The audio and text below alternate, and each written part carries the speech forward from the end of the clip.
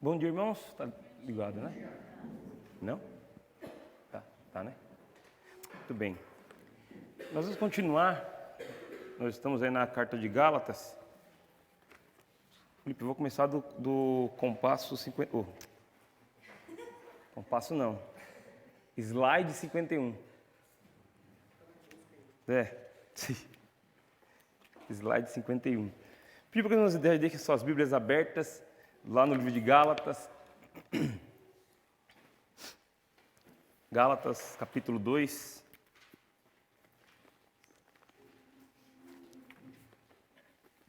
Vou deixar aqui, se não funcionar eu uso esse aqui.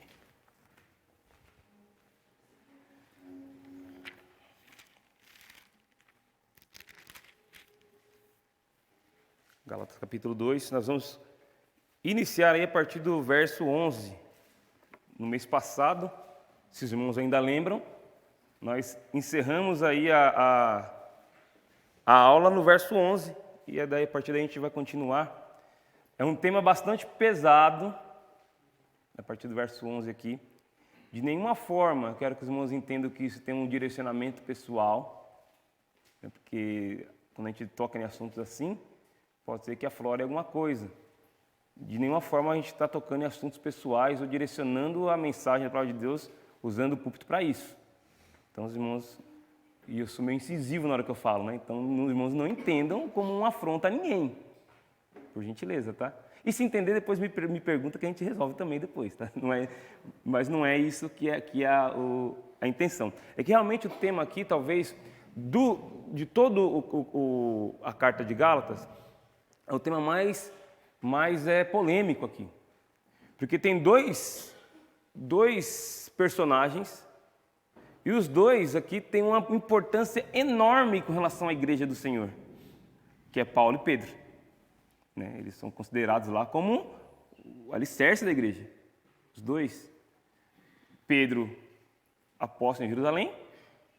Paulo, com toda aquela vivência junto do Senhor, todas aquelas coisas que ele presenciou junto de Jesus Cristo, né? Os dois aqui entram em uma divergência, né? E Paulo é muito duro com Pedro. Com Pedro, hein? Mas eu não quero de nenhuma forma que os irmãos entendam de outra forma, a não ser da forma que está escrito aqui. Na palavra de Deus é a partir dela que a gente vai seguir, é a partir dela que a gente tira nossas afirmações. Nós chegamos aqui no capítulo 2, né? Na aula passada, nós vimos qual era a queixa do apóstolo Paulo aqui com essa igreja, qual que era a advertência, igreja não, nessa região, né? Qual que era a advertência que ele trouxe, e ele passou a poder fazer essa advertência fundamentando a questão do apostolado dele. Então ele defendia que ele era um apóstolo, ele defendia que ele não era um apóstolo de menor escalão, como muitos imaginavam, porque para muitos o apóstolo Paulo era um apóstolo, mas de um nível menor. E ele vem aqui e ele fala, não, eu não fui chamado por homens, fui chamado por Deus. E ele vem e fala da mensagem que ele prega, que é a mesma mensagem que os apóstolos lá de Jerusalém pregavam, o trabalho de evangelismo ali, de proclamação da palavra de Deus, de salvação pela graça, era a mesma mensagem, o que eles ensinavam era a mesma coisa, então de forma nenhuma aqui ele era um apóstolo de menor escalão. E ele vem aqui e defende todas essas coisas. Por quê? Porque ele ia ter que enfrentar falsos mestres aqui que estavam ensinando bobagens com relação ao cumprimento da lei em detrimento da graça. Né? Como se o Evangelho de Cristo não fosse totalmente suficiente para a salvação. E nós sabemos que não é assim. Que o Evangelho de Cristo ele é totalmente suficiente com relação à salvação. Ele não precisa de aditivo nenhum. Né? E a salvação ela é feita ali pela graça do Senhor. E ele vem e defende todas essas coisas e daí ele passa a falar das viagens que ele fez. Ele passa a falar do trabalho que ele fez. Em determinado momento ele chega na pessoa dos apóstolos. E é aí que ele demonstra, no texto aqui, um enorme respeito e apreço por esses homens, que pregavam a mesma coisa que ele, que tinham o mesmo objetivo que ele. Ele vem e elogia muito, fala do trabalho, fala da autoestima que eles tinham, do amor que ele tinha por aqueles homens. Porém, quando ele chega no verso 11, mesmo falando tudo isso, ele chega e fala. E chegando Pedro a Antioquia, lhe resisti na cara, porque era repreensível. Olha só, hein? Já pensou você ter que chegar diante de um irmão aqui? Ó, Jéssica, para mim você é repreensível. Não, eu vou te repreender aqui agora. Para mim morreu, como o pessoal fala aí, né? E repreendeu Pedro, porque ele era repreensível com relação às suas atitudes. Vou deixar bastante pontuado aqui. Não tem problema de doutrina com Pedro aqui. Pedro, ele teve, a gente vai chegar lá depois, mas ele teve um desvio de atitude. E isso foi repreensível aos olhos de Paulo. E ele precisou, então, repreender Pedro. Que Paulo era ousado, né? Ele foi repreender Pedro. Nós sabemos quem Pedro foi, né? A importância de Pedro com relação ao Evangelho, com relação ao apostolado dele. Né? Ele, elogiado por muitos, notado por muitos. E Paulo vai repreender Pedro por conta da atitude dele. Muito bem. Nós estamos, então, lá na Cartas Paulinas. A minha carta é Gálatas. Aula 4 eu coloquei o confronto. Mas não tem embate aqui, tá? Não tem... mas Paulo ele faz isso aqui com Pedro. E aí o nosso versículo base aí é o versículo 11. Mas eu quero ler até o 14. Se der tempo, no segundo momento da aula, a gente vai ler do 14 até do 15 ao 21. Mas Gálatas 2, do 11 ao 14, vamos ler. Eu vou ler o primeiro, os irmãos podem ler os outros 3. E chegando Pedro a Antioquia, resisti-lhe na cara, porque era repreensível. Com efeito, antes de chegarem alguns da parte de Tiago, comia com os gentios. Quando, porém, chegaram, afastou-se, e por fim veio a apartar-se, temendo os da circuncisão.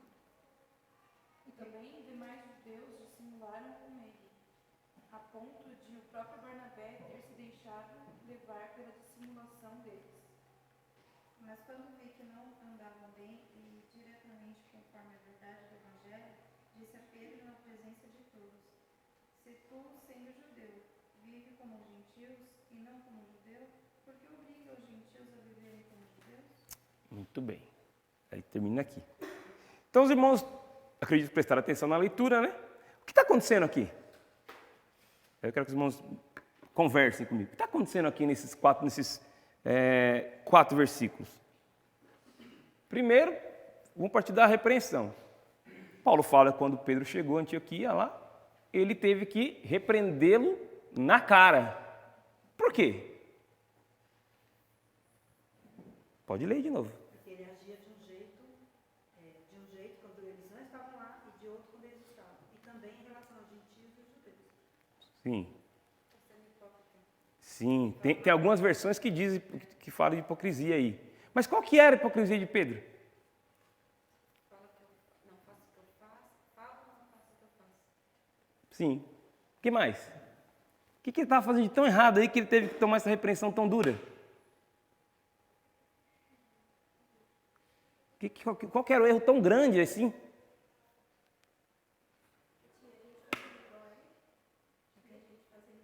Tinha gente fazendo igual a ele, que ele estava regimentando pessoas ali com relação à atitude dele. Estava arrastando um monte. Isso. Mas qual foi o pecado? Ele dava preferência para uns? Dava preferência? Ele estava vendo uma mentira? Sim, também. Não, comer com gentios aqui era lícito, né? Ele pregava uma coisa e fazia outra. Sim, mas qual que era o pecado, gente? Ele tratava os judeus de É duro, né? O cara quer que a palavra que está na mente dele, né? Não serve outra, né? Não serve outra. Irmãos, Pedro estava atentando contra o evangelho da graça. Lembra qual que era o problema de Gálatas aqui? Qual que era? A lei sendo colocada acima da superior à graça. Pedro, por algum motivo, sendo ele Pedro, né, com toda a bagagem que ele tinha, em algum momento, ele estava nessa cidade de Antioquia, depois a gente vai ver um pouco sobre ela. Em algum momento, ele conseguiu que o evangelho se espalhasse pela cidade. E ele, como uma pessoa de um líder, ele também começou a se envolver com os gentios, os não-judeus. Os não-judeus, aqui são crentes, gentios e judeus, os dois juntos aqui. E ele tinha relacionamento com esses irmãos gentios. E também, consequentemente, com os irmãos judeus, porque era a intenção da palavra de Deus, da graça de Deus, é que eles fossem um só, não tivesse essa distinção de judeu ou gentio, como a gente viu em algumas passagens bíblicas. E parece que o trabalho aqui estava, assim, encaminhando com sucesso. Até chegarem judeus da parte de Tiago, lá de Jerusalém. Não sei o porquê, não diz aqui, porque esses irmãos foram lá talvez para fazer relatório, talvez para ver como estava o trabalho, mas eram os judeus da circuncisão que foram ter com Pedro em Antioquia. Por algum motivo, talvez por um benefício pessoal, talvez por status, talvez por medo, Pedro, ele então falou, poxa vida, se esse pessoal chegar aqui e veio com gentios, acho que não vai pegar bem, então eu acho que eu vou me dar uma afastada desses irmãos gentios. Para quê? Para que os irmãos judeus que estão vindo da parte de Tiago não tenham nada para falar sobre mim. Ao que parece no texto foi isso que aconteceu. Simples isso? Coisa tranquila? Tranquilo isso? O que eu entendi, assim, que ele vivia como judeus, convivia com judeus, e por entender o evangelho como sendo pela graça, ele não obrigava os gentios a se circuncidarem. E aí quando o pessoal de Tiago chega, que era alguém favorável à circuncisão mesmo, acreditando no evangelho, parece que ele quer obrigar que aqueles gentios que ele convivia normalmente também se circuncidassem. Tipo, na minha cabeça. Isso, mas em nenhum momento fala que ele ensinou isso. Não, ele nunca tinha ensinado. Não, e nem aqui fala, Pedro desviou porque ele estava ensinando a circuncisão. Fala que ele comia com gentios e de repente ele se apartou deles. Por isso que Pedro não tem erro doutrinário aqui, porque ele não ensinou que tinha que fazer a circuncisão. Ele não ensinou isso. Ele se apartou dos gentios. É diferente. Comportamental. É a mesma coisa de você, eu converso com você o tempo todo, aí de repente a gente vai, por exemplo, numa festa. Chega lá, tem outras pessoas que eu julgo ser mais importante. E aí eu falo, ai não. Entendeu? E deixo você no cantinho e dou atenção mais para os outros lá que eu acho que são mais... Deixa eu falar uma coisa aqui. A Júlia está aí? Tá, a Júlia vai entender aqui o meu raciocínio. Isso acontece muito com jovens. Né? A gente vai no Confra. A gente vai no Confra Jovem, né? Aqui na região é Confra Jovem, o pessoal de São Paulo é o Jubri. A gente vai nos dois, que a gente é eclético. A gente vai nos dois. A gente gosta dos dois. Né? O Confra agora, depois da pandemia, não voltou. Se não voltou, a gente continua indo no Jubri que está acontecendo. Quando voltar ao Confra, a gente vai nos dois. A gente gosta. E aí, né, eu sou o líder dos jovens, né? Exemplo, tá? Eu sou o líder dos jovens e eu conheço muitas pessoas de determinadas igrejas, várias pessoas. Eu vou com o meu grupo de jovens, né? Chego lá com o meu grupo de jovens e chego para eles lá quando começa o culto, quando começa as movimentações, as conversas, a parte boa, né? Eu falo, e vou lá com a minha galera influente. E deixo os meus jovens lá, nem conheço os meus jovens. Por quê? Porque o Jefferson é mais influente que o Eliezer. Eu vou lá conversar com o Jefferson. Mas por que eu não apresento o Eliezer para o Jefferson e nós conversamos juntos? Eu prefiro não. Eu sou melhor que o meu grupo de jovens, então eu vou lá e... Estranho, né? Estranho. Volto a dizer, Pedro aqui ele não ensina uma bobagem aqui. É comportamental. Em nenhum momento fala que ele estava ensinando a circuncisão. Mas fala que ele se apartou dos gentios a partir daquele momento que aqueles irmãos da parte de Tiago chegam. Quem são esses irmãos? Não sabemos. Não sabemos quem são esses irmãos. Mas era alguém vindo de Jerusalém da parte de Tiago. E vendo isso, então ele se apartou daqueles que para os judeus eram indignos. Mas perante a Bíblia, perante a palavra de Deus, não. E ele resolveu então se dar, opa, peraí, deixa eu chegar para cá, porque tem gente me olhando. Muito bem, mas vamos lá. Então esse confronto E chegando Pedro a Antioquia, ele resistiu na cara porque era repreensível. Por que o confronto? Por que o confronto? Primeiro, o evangelho estava em perigo. Primeira coisa, Paulo teve que confrontar. Sumiu os efeitos, Felipe? Só? Talvez não tenha lá. O evangelho estava em perigo. Pedro estava cometendo uma afronta ao evangelho da graça. Quando ele, sabendo da graça de Cristo, da graça salvadora, colocou essa graça que alcançou os gentios, subjugada por uma questão social, por uma questão de pessoalidade, por uma questão de visualização da pessoa dele. Isso traria uma afronta ao evangelho de Cristo. O que estava em jogo era a credibilidade desse evangelho, que era dito que era pela graça agora, e não pela lei. Quando Pedro toma uma atitude dessa, valorizando os da lei em detrimento aos da graça, vamos dizer assim, ele estava dizendo, não, peraí, aquilo que eu preguei, aquilo que eu trouxe para os gentios aqui, não tem crédito. Porque na hora de eu mostrar que isso realmente é valoroso, eu prefiro ficar do lado daqueles que defendem as tradições da lei. Prefiro ficar do lado deles. E mesmo se tratando de Pedro, o confronto a estas distorções eram necessárias, mesmo se tratando de Pedro. Né? E aí a gente fica com excesso de zelo, de cautela, quando nós temos que corrigir alguém que é um líder, corrigir alguém que é influente. A gente fica com muito excesso de cautela. Irmãos, se a gente faz isso, a gente está mostrando para aquele líder ou para aquela pessoa que nós não amamos. Nós não amamos de verdade. Ah, não vou corrigir, não, influente, está lá na frente falando lá, né, faz parte de não sei o quê. Não vou. Não, se a gente faz, a gente não ama. Não, é porque o amor não é pautado por isso. Vou chegar lá. Não atravessa não, Ana Maria. Acelerada, né? Estou lá, o Felipe está lá. O Felipe está liderando ali a parte da mídia lá. Tem um pessoal que trabalha com ele. De repente o Felipe precisa de uma correção. Não. Ele é muito fluente. Né? Depois ele vai parar de fazer ali, e aí vou ter que eu fazer? Não, ele é influente demais. Não.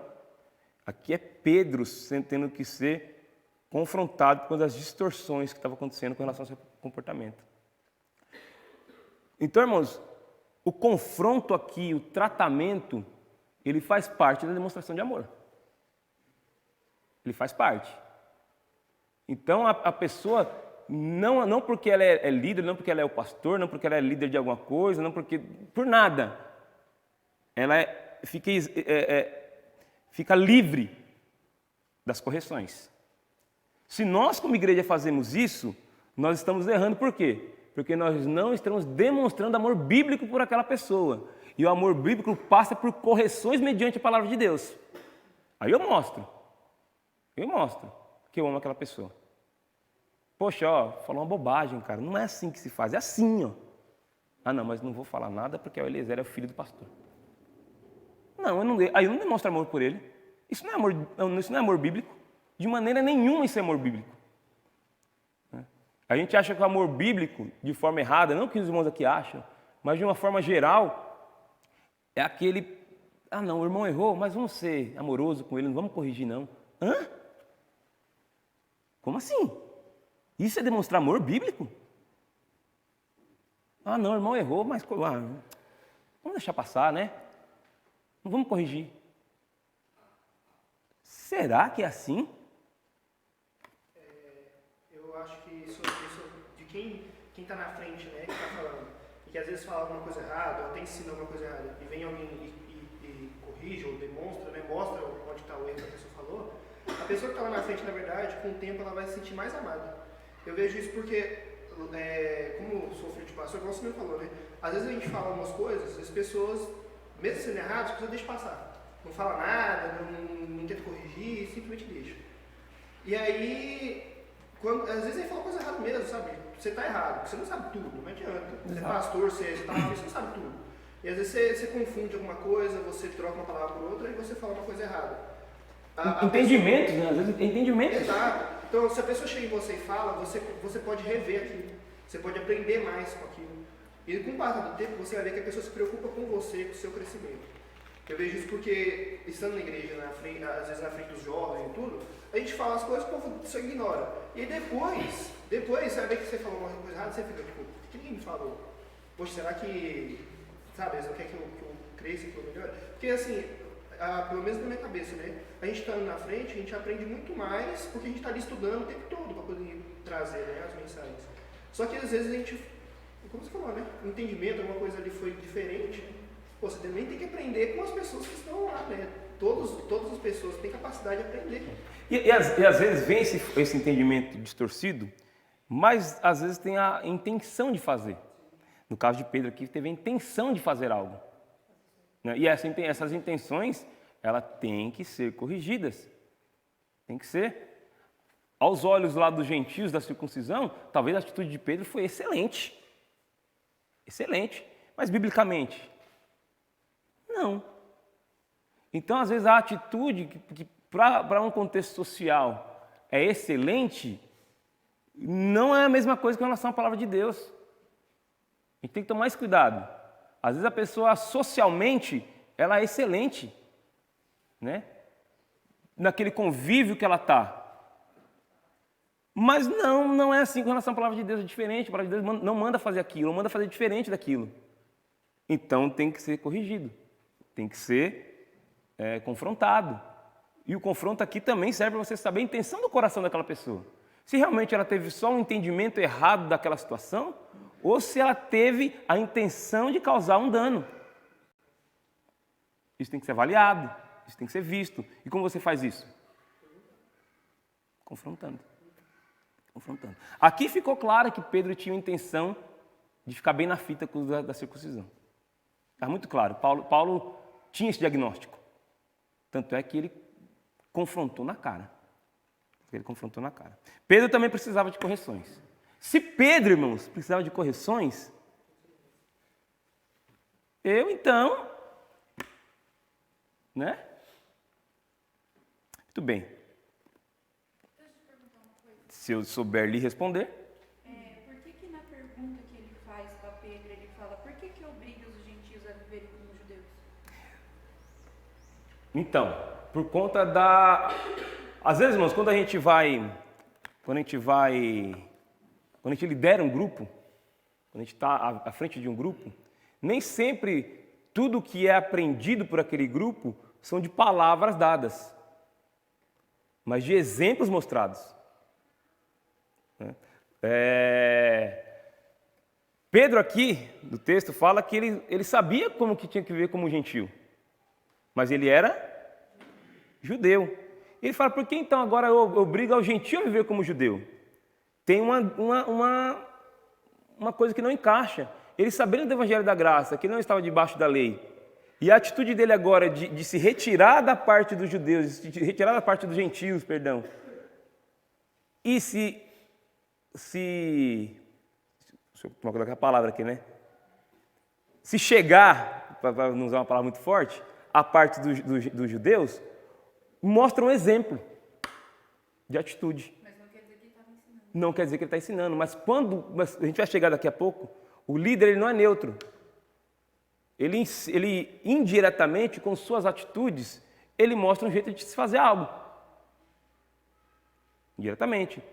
Vendo isso, os outros, poxa, espera aí, então eu também tenho que me afastar dos gentios e ficar perto dos judeus.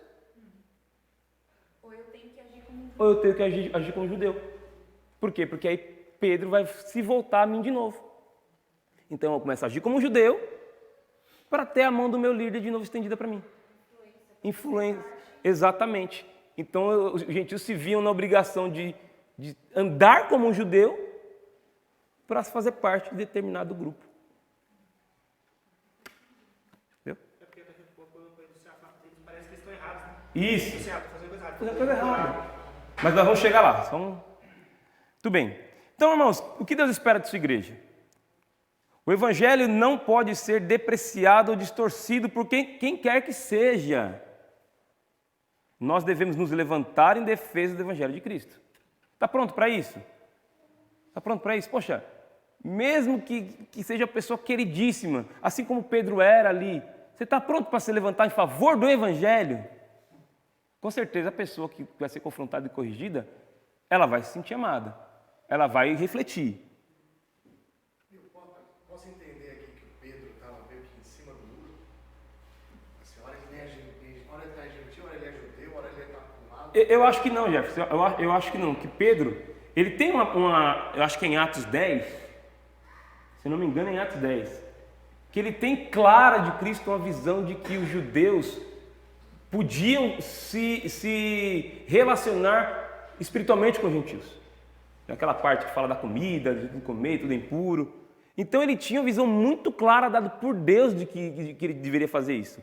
E as falas dele, não só aqui em Gálatas, mas em Atos, a gente vai ver depois, lá mais para frente, anteriores a isso, mostra que ele era sim um defensor do evangelho pela graça. O que eu acho que aconteceu aqui foi um desvio de conduta por conta de uma ocasião. Por algum benefício. Né? Eu acredito nisso, não posso te provar isso aqui, mas lendo aqui, lendo Atos 15, a parte do Concílio de Jerusalém, lendo a parte eu acredito que Pedro teve um desvio de conduta. Muito bem. Se o evangelho é posto em perigo, irmãos, devemos confrontar. Se você vê alguma atitude que coloca o evangelho de Cristo em xeque, tem que ter o confronto. Tem que ter ali a correção. E Paulo vem e faz isso aqui. Sendo assim, devemos tomar cuidado quanto às situações que cedemos por algum motivo pessoal, pensando no bem do evangelho. Em muitas situações, por um bem pessoal, eu cedo. Eu cedo. Ah, não, o Nil veio aqui e falou que o evangelho, a salvação é pela lei. Ah, não, mas vamos ceder aqui, né? Não, peraí. O que eu falo é totalmente contrário ao evangelho. Tem que ser confrontado. Nessas situações, irmãos, nós não devemos ceder. Não devemos ceder. O evangelho, ele é o quê? Ele é certeiro. Não tem vou ceder um pouquinho para lá, não, é aqui o evangelho de Cristo. Quando esse evangelho é posto em perigo, não devemos ceder. Nós não devemos abrir mão de nada, mesmo por motivos pessoais, benefícios próprios, situações que me fazem bem. É difícil isso, né? Difícil. Isso é abrir mão de você mesmo em favor do evangelho. Aí sim você mostra amor. Aí você, e não só a igreja do Senhor, não só aos irmãos, mas ao próprio Cristo. Mas ao próprio Cristo. Aí sim você demonstra amor. Cedemos às distorções e pecados para agradar o irmão pela amizade. O irmão transgrediu ali o evangelho, cometeu um pecado, Ah, não, mas é meu amigo. Meu amigo. Eu tenho muita amizade com o Almir. Né? Quantas vezes ele teve que me corrigir, eu tive que corrigir ele nesses 10, 11 anos? Algumas, né? E não foi só eu corrigindo ele, não, viu? Tá, você fala que você corrigiu o Almir. Não. Eu acho que muito mais ele me corrigiu do que eu corrigi ele. E olha que foi eu que discipulei. Irmãos, eu fiz amizade, a gente gosta das mesmas coisas, a gente gosta de música, a gente gosta de carro, a gente gosta das mesmas coisas. Mas, irmãos, eu não posso ceder por conta da amizade que eu tenho com ele. Não posso. Se eu faço isso, eu provo que eu não amo ele. A prova é essa, não é a prova que eu amo porque eu cedi por uma transgressão dele. Se eu não faço, a prova é de que eu não o amo. Em várias situações complicadas, a gente teve que sentar e conversar. Situações pessoais da vida dele, situações pessoais da minha vida. E aconteceu com a nossa amizade. Aconteceu, amigo, com a nossa amizade. A gente estava conversando com o seu João na sexta-feira. E assim, irmãos, a frase foi: a gente se estranha um com o outro de manhã, de tarde. Está tudo o quê? Resolvido. Resolvido. Né? Isso falando de conflitos, né? Mas quando não há conflito, há alguma distorção da nossa parte, não importa se é meu amigo, não importa se é minha esposa. Então eu não posso ceder por conta dessa amizade. Eu não posso ceder também para não causar um escândalo. O filho do pastor, e agora? Vou deixar passar, porque senão eu amo demais esse irmão, né? Amo demais esse irmão. Não. Ele é filho do pastor, ele vai pagar porque ele fez. Ele vai responder pelo que ele fez. Né? Vai causar um escândalo. Se for preciso pelo bem do evangelho. Né? Se a sua intenção não é denegrir ninguém, né? Porque tem escândalo causado para denegrir a pessoa, né? Se não é essa a sua intenção, se sua intenção está pautada nos parâmetros bíblicos, e se tiver que acontecer, né? Infelizmente vai ter que acontecer pelo bem do evangelho. Pior do que você chegar aí e exortar o irmão do erro dele, cara a cara, é você falar para todos os outros irmãos, muito para aquele. Irmãos, eu estava vendo um pastor e ele falou exatamente isso que o Marco falou. Porque é muito melhor você causar um escândalo corrigindo o irmão cara a cara do que você fazer fofoca na igreja inteira. Isso é terrível, irmãos. Isso é terrível. Terrível. Então, Paulo, ele faz aqui, ele podia, né? Ir lá para todo o trabalho que Pedro fez. Pedro está fazendo assim, ó. Pedro está fazendo assim. Não, o que ele fez? Pedro, chega aqui, ó. Você está fazendo isso aqui, meu camarada, para com isso. Na cara. Né? Então, isso a gente tem que tomar muito cuidado, porque às vezes a gente não tem coragem, e não vou dizer nem coragem aqui, é honestidade de confrontar o irmão, mas nós temos aí, irmãos, a atitude grotesca de falar mal dele por trás de todo mundo. Para todo mundo. Ô, Nil, isso é interessante, porque a gente volta lá para, se eu não me engano, é Mateus que fala, né? Se o seu irmão pecar, você vai lá sozinho, conversa com ele. Se não tiver resolvido, aí você leva uma testemunha. Então, assim, não é você chegar também em público, né? A pessoa às vezes nem sabe, às vezes a pessoa está pensando que está fazendo melhor. E ela errou. Então, Nil, fica quieto aí. Você está falando bobagem. Não. Espera terminar, falar, chama de canto, né? Do que falar. Colocar a pessoa numa situação vexatória, né? E também essa questão, como você está falando de não confrontar, é chamar em particular, é mostrar na Bíblia, é conversar. Se a pessoa continuar em pecado, segue os conselhos da Bíblia, chama mais um, não deu certo? Chama mais uma testemunha, não deu certo? Aí a igreja vai tomar, não precisa ficar fofocando aquela dificuldade, né, que o irmão está passando com ninguém.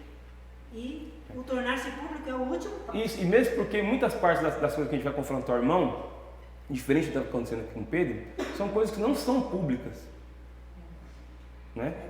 São coisas que não são públicas. Se o pecado não é público, ele não tem que ser tratado em público. Ele não tem que ser tratado em público. Por isso que às vezes muitos líderes erram e acabam rachando a igreja. Porque a instrução da Bíblia é aquele pecado que é em secreto, você vai tratar em secreto com o seu pastor, com o seu líder, com quem quer que seja. Quando o pecado é público, sim, aí você tem que tomar outros passos. Mas a maioria das nossas dificuldades são dificuldades íntimas que não são públicas. Então não tem necessidade de eu trazer daqui uma necessidade íntima do Jefferson, que ele me confidenciou para que eu possa ajudá-lo, trago para o público. Ou não trago para o público, né? Indiretamente, entre linhas, eu trago no público, que é a fofoquinha, né? Não tem cabimento. Aí sim vem o escândalo. E qual tipo de escândalo? Aquele que serve para denegrir a pessoa. Mas aí também tem outra situação, né? Se, por exemplo, vem alguém aí na frente, dá um testemunho, falar uma palavra, e nesse meio ele fala uma besteira muito fora. Aí não tem jeito. Você tem que corrigir. Exagerando aqui, mas fala, para ser salvo não é só Jesus Cristo, precisa de Jesus Cristo e mais alguma coisa. Isso. Aí não tem jeito. Aí tem Você me fez lembrar, Jefferson, uma vez que nós estávamos aqui recebendo um... se eu não terminar, a culpa é dos irmãos, hein? Me fez lembrar uma vez que a gente estava recebendo um pastor aqui, um missionário que passou aqui. Eu não sei se ele teve dificuldade com português, não sei qual foi a dificuldade, que foi numa cantata de Páscoa, de Natal, não lembro, que ele foi pregar. E aí ele falou que o missionário não tinha que evangelizar. Eu não sei se ele se enrolou com o português, que ele falava bem ruim em português. Na hora, eu lembro que vocês aí levantou a mão e falou, opa, peraí, irmão, não é assim que a gente entende, não. Na hora. E aquele irmão tentou explicar, mas você viu claramente que ele estava com dificuldade com a língua, né? Mas foi na hora. Peraí. Né? Se não evangelizar, não tem igreja. Né? Foi na hora. Por quê? Porque isso foi público. Né? Podia ter esperado e falado lá para os irmãos, tá? Poxa, mas a gente nem sabia se aquele irmão ia voltar aqui para ele poder ser. Você falou em público, já a sementinha já ficou para todo mundo. Então tinha que cortar ali na hora para não ter problema, certo? Muito bem. A gente não entra nessas discussões, então nós cedemos para ficar bem com todos. Então eu vi um problema, eu vi uma coisa assim gritante na igreja. Eu não vou contestar. Por quê? Porque eu quero manter aqui a boa vizinhança. Não vou virar o chatão da igreja, então já falei demais. Não falo mais. Não dá. Se você vê, você tem que confrontar, você tem que corrigir, você tem que... E também está errado. A omissão também é um pecado em relação ao pôr o evangelho em perigo. Pecando. Para ganhar ou continuar a usufruir de um benefício pessoal. Aí a gente cede. Aí a gente cede. O Jefferson me beneficia. Não vou corrigir ele, mas de jeito nenhum. Vou perder o benefício. Ele vai ficar chateado comigo, vai cortar o meu benefício. Né? Não vou mais mamar ali, não vou, né? Não. Aí a coisa fica pior ainda. Porque nós estamos colocando o nosso próprio orgulho, nosso próprio eu acima de Cristo. Aí a gente virou Deus. Não dá para aceitar. Muito bem. Quando se trata da autoridade do Evangelho, não podemos transingir. Transingir é você barganhar, é você negociar, sabe? Aquela, não, eu cedo aqui, você cede ali, um pouquinho para cá, um pouquinho para lá, sabe? Essa barganha. Não podemos fazer isso.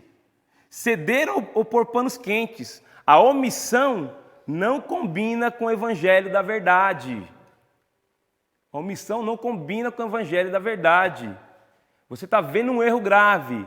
Você está vendo o Evangelho sendo posto em perigo. Você está vendo a igreja do Senhor sendo prejudicada e você está quieto? Ou você não faz parte da igreja, você não é um salvo, ou você precisa de correção. Simples assim, 2 caminhos. Ou você não é um salvo e não entendeu que o Evangelho é o ápice do crente, que é o objeto que o crente tem que defender com unhas e dentes,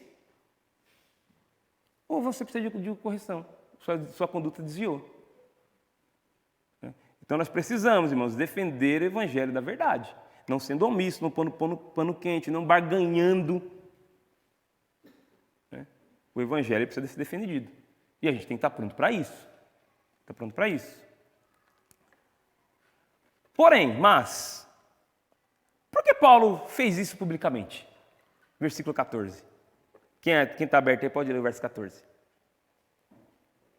Quando, porém, vi que não procediam corretamente segundo a verdade do Evangelho, disse a Cefas, na presença de todos: se sendo tu judeu, vives como gentio e não como judeu, por que obrigas os gentios a viverem como judeus? Então ele fala que quando viu o erro, então Paulo já sabia do erro. Com certeza, posso dizer com certeza que eu não estava lá, né? Mas provavelmente já tinham rumores, ouvido sobre o assunto, e quando ele viu que isso realmente era errado, ele falou que eu confrontei na presença de todos. Por que Paulo fez isso? Nós já respondemos isso, né? Por quê? Porque estava influenciando todo mundo. Já era uma coisa pública. Então ele teve que, na frente de todo mundo, corrigir esse erro. Porque o erro era público. E nós temos que lembrar aonde que Pedro estava. A gente vai chegar lá quando a gente falar de Antioquia, para a gente entender o tamanho da expressão do que ele está, da atitude dele.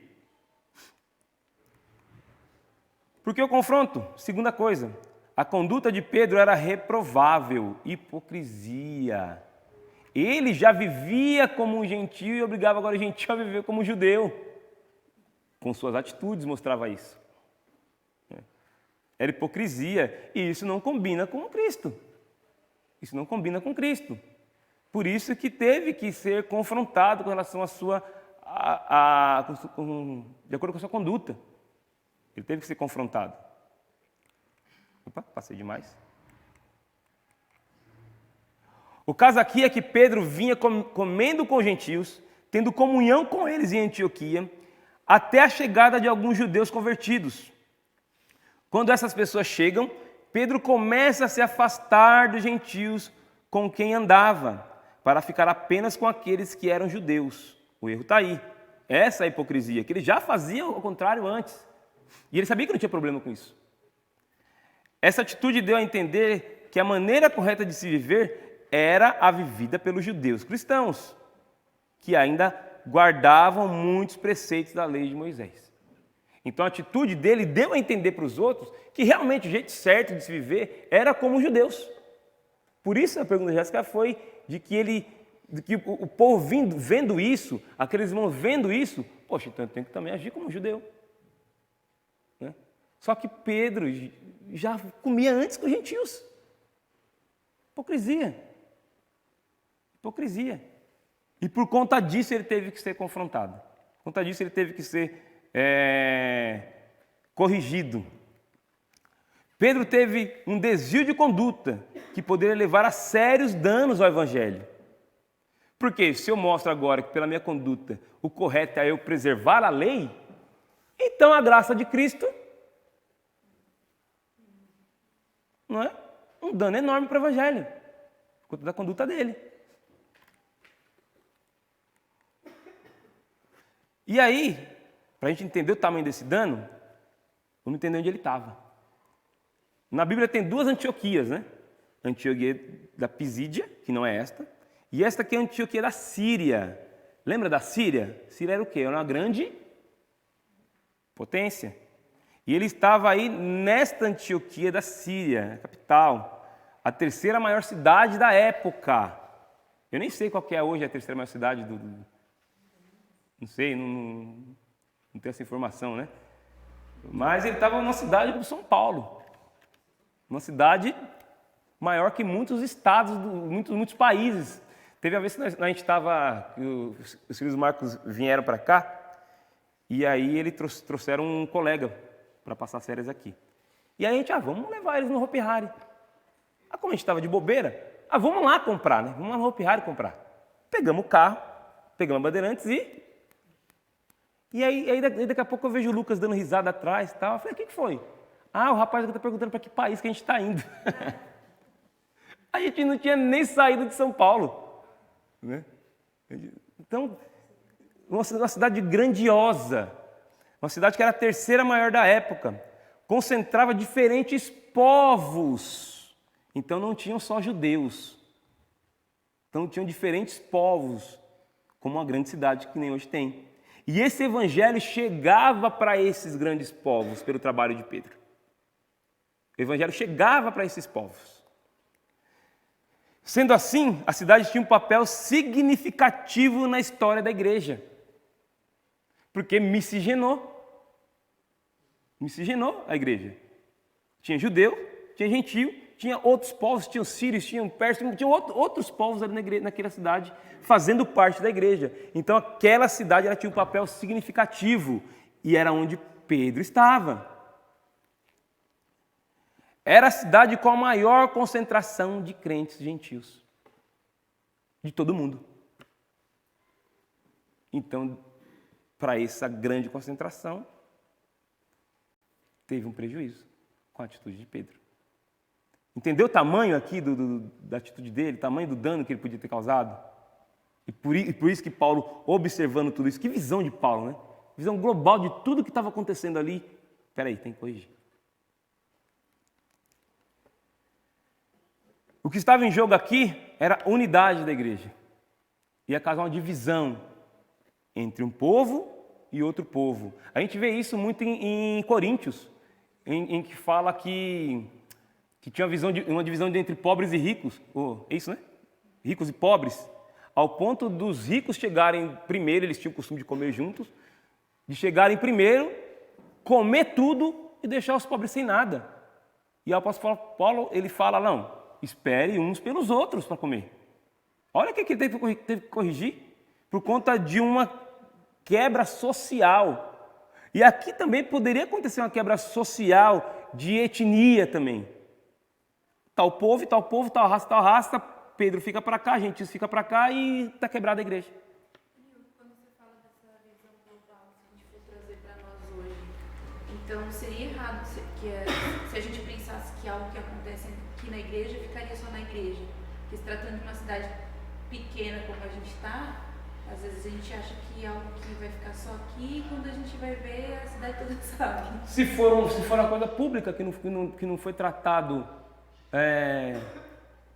da maneira correta, sim. Porque pode muito bem alguém sair da igreja e falar assim, não vou naquela igreja, mas não porque me trataram assim, assim, assim, assim. Ou às vezes a pessoa é confrontada com o pecado. O que a gente tem que tomar muito cuidado é que a atitude de uma pessoa ela não define a igreja. A minha atitude não define a igreja de Batista em Vargem Grande.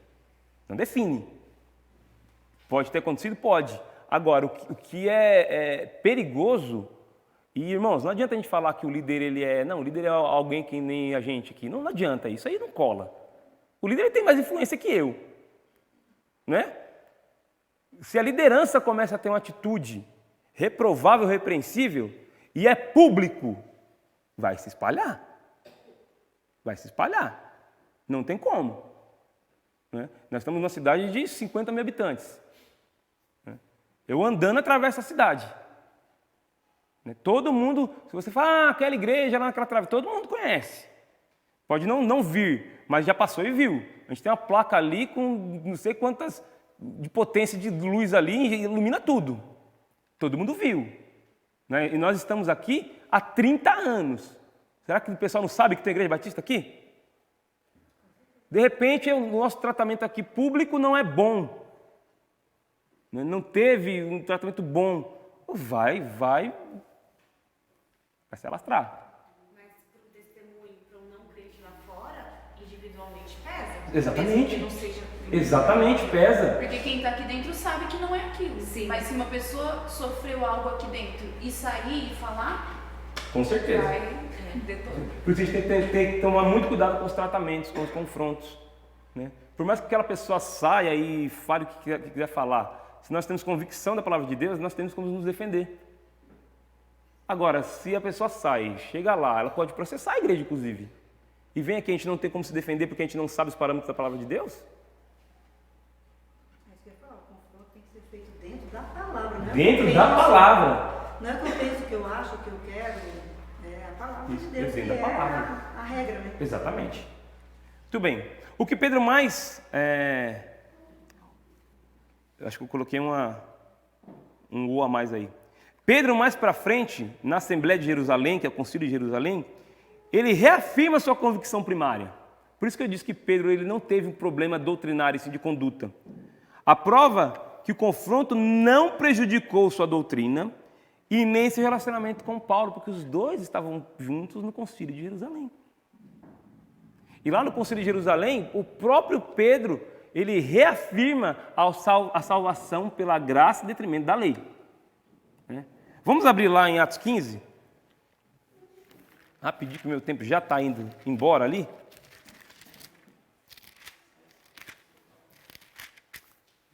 A prova de que o confronto ali não causou prejuízo, tanto para a doutrina quanto para a amizade entre Pedro e Paulo.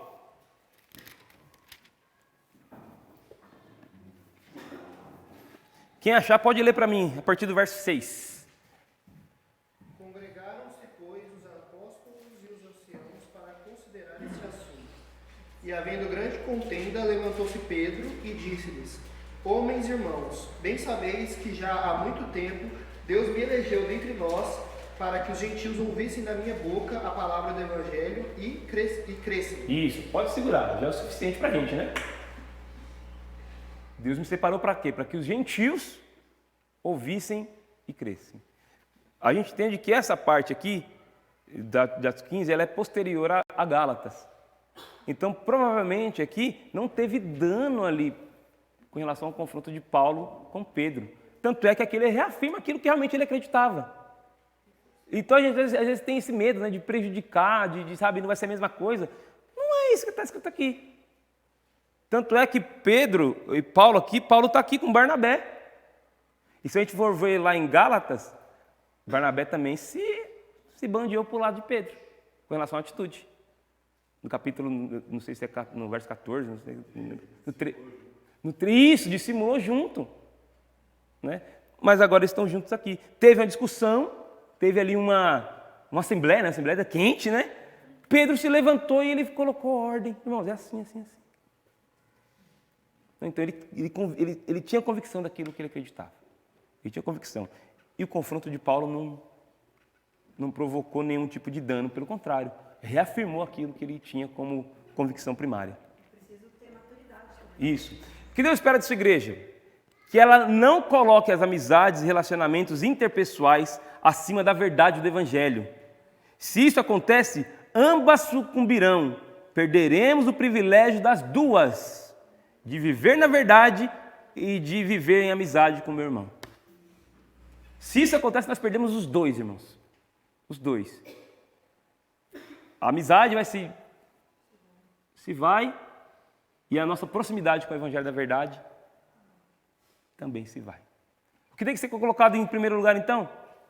O Evangelho da verdade. Esse tem que ser em primeiro lugar. Esse é quem atrai. Esse é quem atrai. Gosto muito da música que fala que ele me atraiu. Né? Tem uma música que a gente canta aí, a gente não canta aqui, mas a gente gosta. Que ele fala que ele me atraiu de um jeito que eu não pude resistir. Era irresistível. Se o Evangelho de Cristo faz isso, irmãos, a gente vai ficar com medo de confrontar as pessoas com esse próprio Evangelho, a pessoa vai ficar mais próxima de você ainda. É mais próxima de você ainda ela vai ficar. Se ela tiver maturidade para entender isso. Exatamente. Paulo amava Pedro e o admirava e também respeitava muito. Gálatas, lá no verso 2, a gente leu no capítulo 2, nós lemos semana passada, o quanto que ele admirava esses homens. Olha só, verso 8, Gálatas 2:8. Pois Deus que operou eficazmente em Pedro, olha que ele fala que Deus operou de maneira eficaz na vida de Pedro. Então ele admirava Pedro. Para o apostolado da circuncisão e operou também em mim com eficácia para com os gentios. Então ele admirava Pedro, ele sabia quem Pedro era, ele mostrava amor, né? Mas o amor era pautado pela verdade do Evangelho. Irmãos, frase que não é minha, frase do pastor Rodrigo, lá de Barueri, no acampamento que a gente estava, o limite para o amor é a verdade do Evangelho. Se o seu amor extrapola esses limites, você não ama. Você não ama. Por quê? Porque o limite do amor é a verdade do Evangelho. Se a gente ama com a verdade do Evangelho, nosso amor é perfeito. Porém, ele sabia que tal atitude estava provocando a divisão na igreja. E Cristo espera que a sua igreja seja uma. Nós aqui, irmãos, não tem que ter divisão nos nossos pensamentos aqui com relação ao Evangelho. Nós temos que andar juntos, com a mesma fé, com os mesmos objetivos, pensando a mesma coisa, sabendo das mesmas coisas, andando junto com relação ao Evangelho de Cristo. Deus espera isso da nossa igreja aqui em Vargem Grande. Deus espera isso de mim e de você. Uma defesa do Evangelho, um apreço pela igreja do Senhor. Isso faz com que a gente ame nosso irmão de maneira coerente com a palavra de Deus afirma.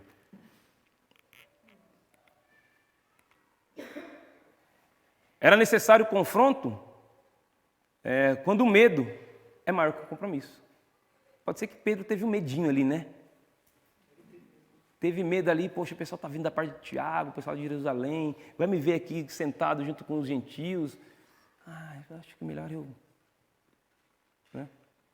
Se o seu medo é maior que o seu compromisso, tem que ter o confronto.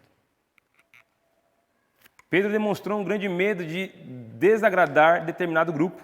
Imaginemos o que passou no coração dos gentios, quando ele viu o líder dele se afastando.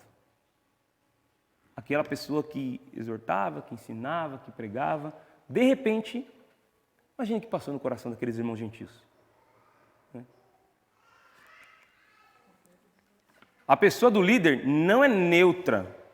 Ela influencia, ele influencia outros, faltou uma vírgula, ele influencia outros se uniram a Pedro.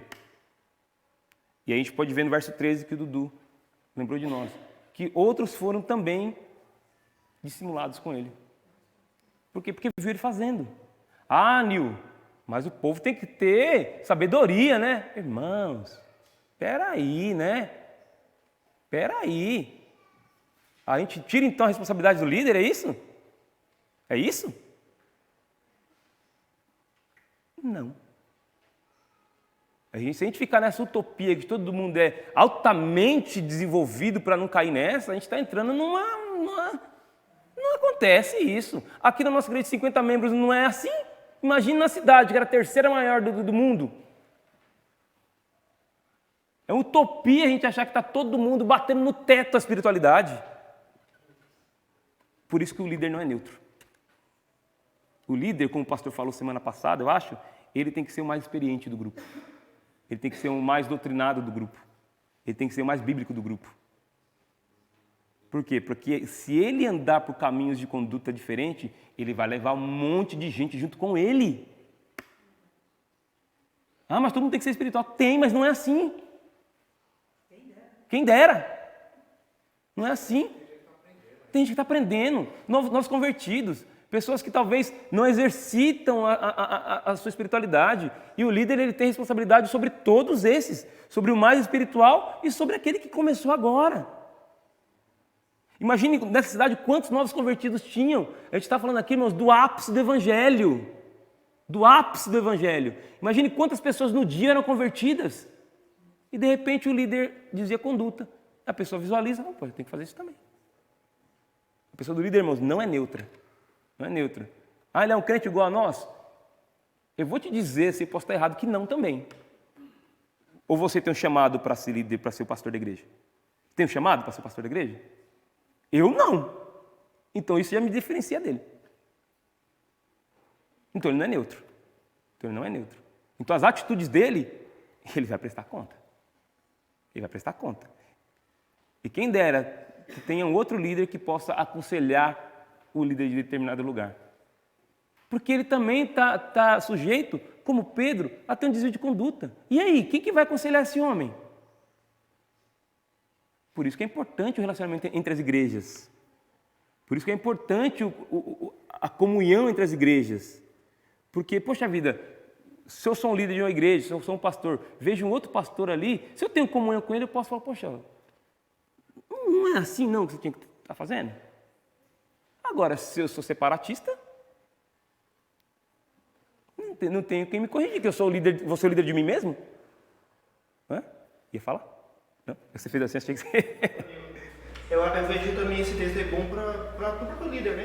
Na verdade, a gente está falando aqui do líder colocando mais um pastor, que está mais na frente, mas tem vários líderes na igreja. Opa. E aí, assim, quando a gente fala, a gente vê o exemplo de Pedro aí, a gente vê que faltou ousadia, né? No caso dele, tipo, da parte dele. Porque ele estava fazendo uma coisa que, diante da visão de Paulo, não era errado, que era comer com os gentios, mas depois, na hora que ele se separa, aí se torna errado o exemplo que ele deu, né? E quando ele se separa, você vê que a própria palavra fala que ele teve medo, por medo que ele fez isso. Então ele teve ousadia, ele faltou ousadia no caso dele, de ele continuar fazendo a coisa correta, e como você falou, né, talvez juntar até mesmo os dois grupos ali, e etc.